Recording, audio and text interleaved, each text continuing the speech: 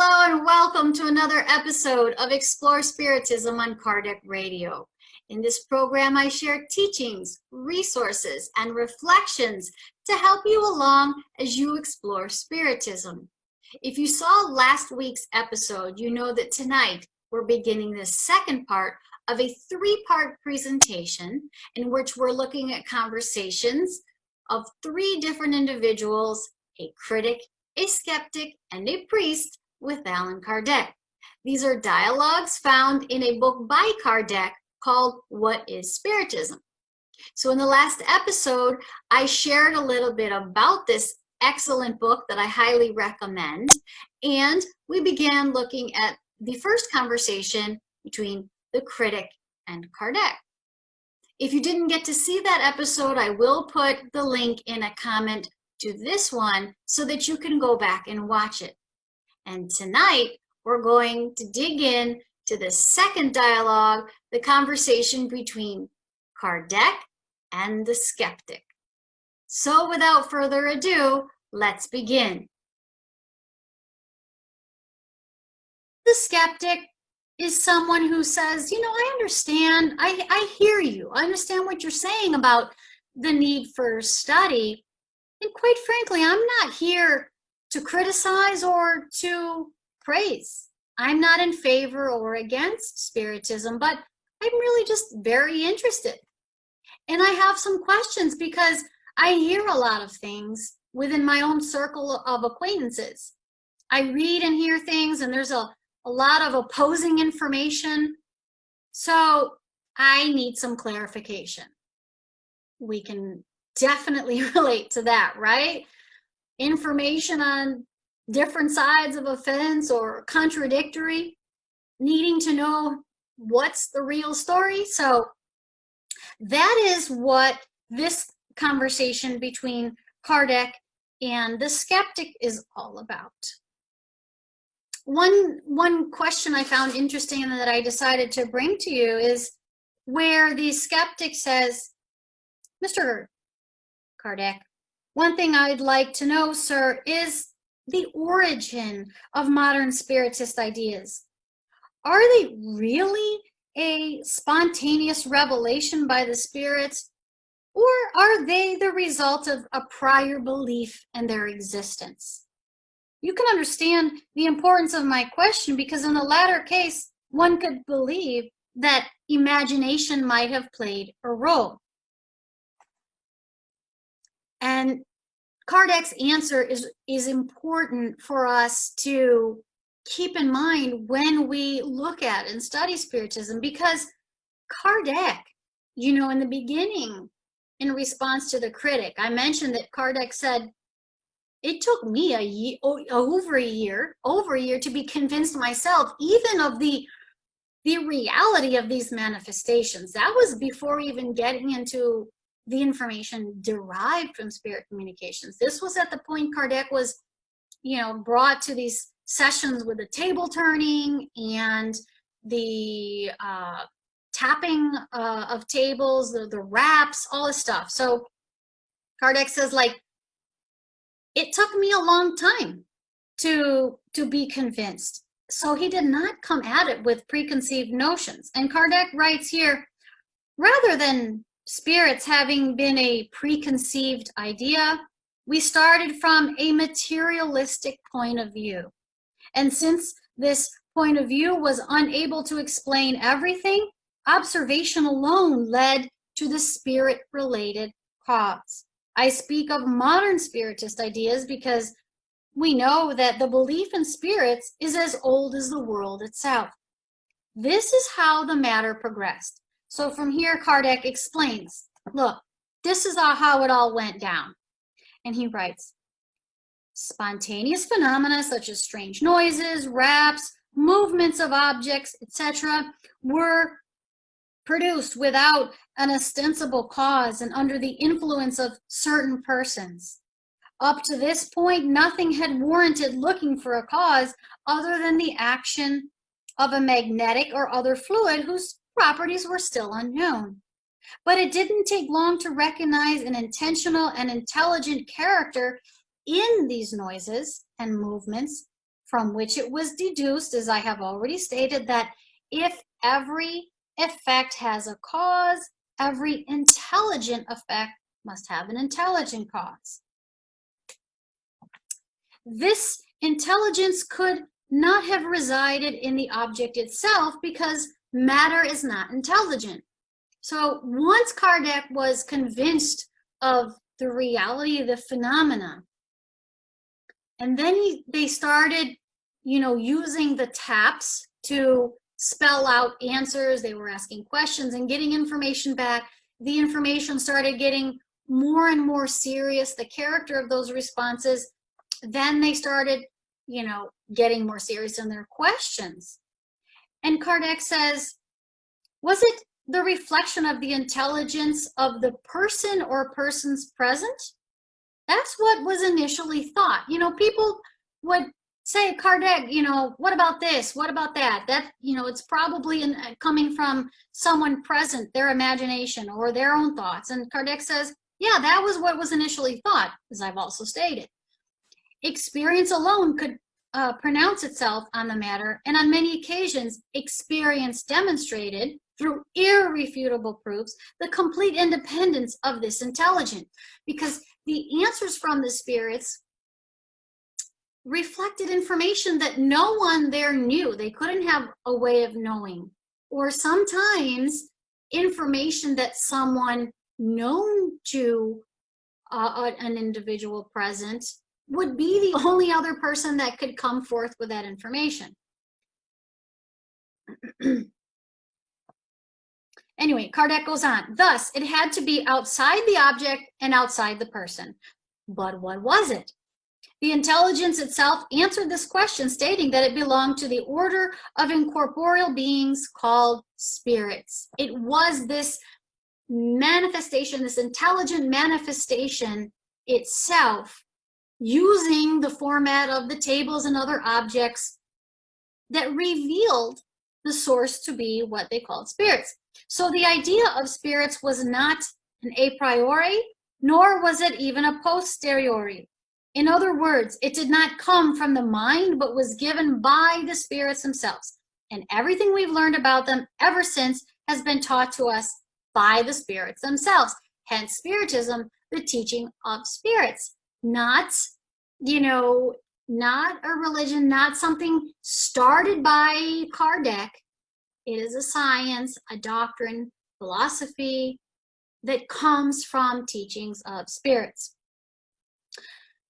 And just to conclude this portion, Kardec says, once the existence of spirits was revealed and the means of communicating with them established, we were able to have continual conversations with them and to obtain information about their nature, the conditions of their existence, and their role in the invisible world.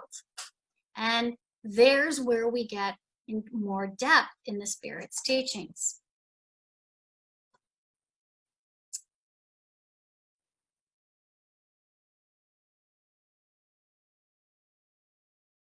So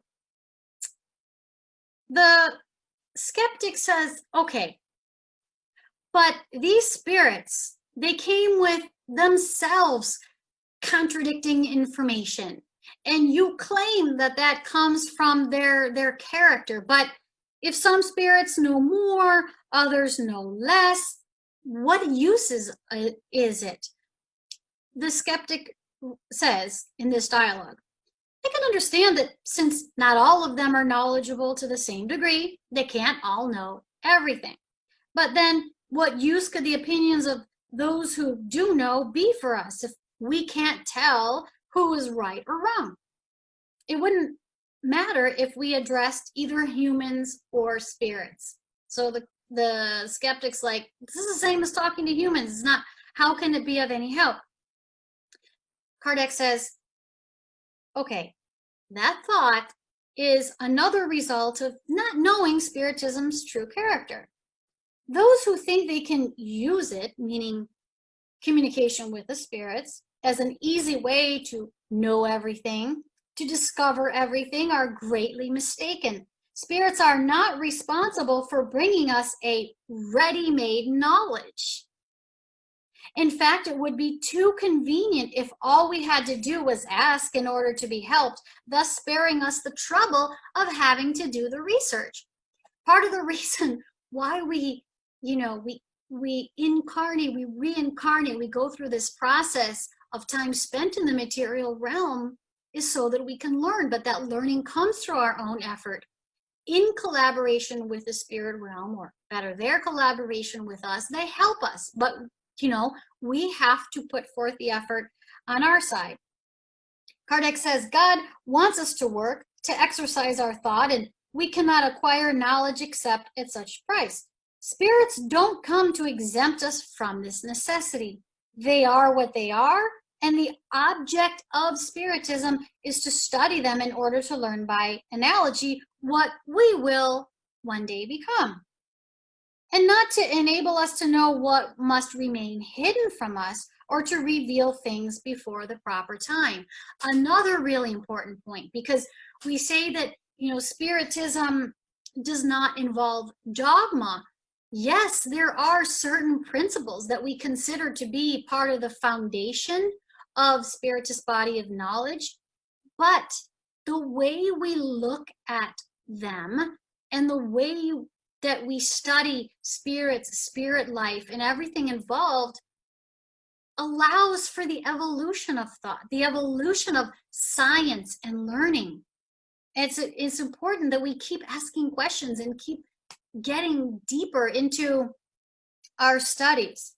Kardec says, furthermore, spirits can no longer be taken for fortune tellers and those who pride themselves on getting certain secrets from them should be prepared for strange deceptions on the part of mocking spirits. This highlights the need for us to be very careful in dealing with the spirit realm, precisely because of the difference in character and knowledge of the spirits, who are just like ourselves in that sense. And not only ourselves, if we are the one involved in the communication with spirits, but also who we go to if we are relying on someone else's ability or interaction. So he says, in other words, Spiritism is a science of observation and not a science of divination or speculation. We study it in order to understand the state of the individual inhabitants of the invisible world and the relationships between them and us and their concealed actions on the visible world, not for the material usefulness we can gain from it. And then he wants to emphasize the importance of still being able to have the communications with enlightened spirits. And in other words, not throwing everything out the window simply because it would require us to have the proper knowledge and to take the proper precautions. He says, as for enlightened spirits, they can teach us a great deal, but within the limits of what is possible, and we must not ask them what they cannot or must not reveal to us. We must be content with what they tell us. To want to go any further is to expose ourselves to the hoaxes of frivolous spirits who are always ready to respond to anything. Experience teaches us how to discern the degree of trust we can put in them. And for those who want to go really deep into this concept and how to discern the character of spirit communications, then the Medium's book is where you want to go for that kind of detailed study of that. Now, here's a question that a lot of people have when it comes to reincarnation. The skeptic says, all right, if reincarnation is real, what good does it do us if we can't remember our past lives? How can we benefit from those experiences if we don't even remember them? I don't remember what I did in my past life. How do I know what I'm supposed to work on in this life? That kind of thing. Kardec has an answer, of course. He says, upon reincarnating, persons bring through intuition and innate ideas what they have acquired in knowledge and morality. I say in morality, because if they improved themselves during a lifetime and if they benefited from the lessons of experience, then upon returning they will be instinctively better. Matured in the school of suffering and through work, their spirits will be stronger. Rather than having to start everything all over again, they will possess an increasingly richer basis upon which to rely in order to acquire even more. The second part of your objection, the wiping out of memories, is no better founded because this forgetfulness takes place only during corporeal life. This reflects something key to the Spiritist view and understanding of reincarnation, because we don't simply reincarnate going from one material body and material or physical body, material lifetime to another, okay? We say that, when we understand from our studies that our true home, so to speak, or state is the discarnate state in the spirit realm. And yet we spend certain periods of time in the physical body, the material world, in order to have these important experiences. And when we go back to the discarnate state in the spirit world, we do begin to recall some of these details. And depending on our particular case, we may remember more or less. So Kardec says, upon leaving it, meaning the physical body, the spirit recovers the memory of its past and can then judge the path it has taken and what still remains for it to do. Hence, there's no breach of continuity in the spirit life, which is the normal life of the spirit, as I mentioned.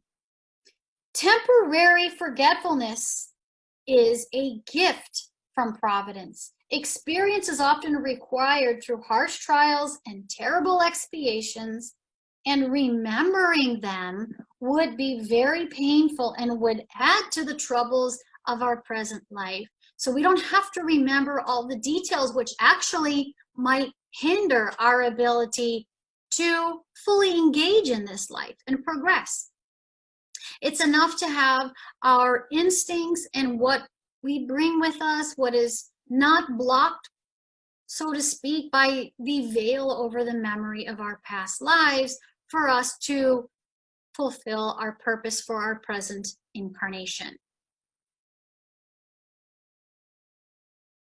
So next up is the conversation between Kardec and the priest. But you'll have to join me again in a couple weeks for the next episode. In the meantime, many thanks for your time and attention, for joining me here tonight. I hope you've enjoyed the presentation so far, and I wish you a great next couple of weeks. Thank you, good night, and God bless.